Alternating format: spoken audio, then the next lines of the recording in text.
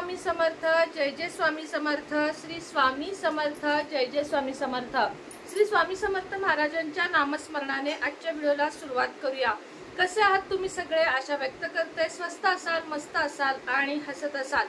उद्या आहे रंगपंचमी आणि रंगपंचमी दिवशी खास महादेवाच्या पिंडीवर काही वस्तू तुम्हाला व्हायच्या आहेत। अगदी घरातही हे उपाय करू शकता, खूप सोपे आहेत।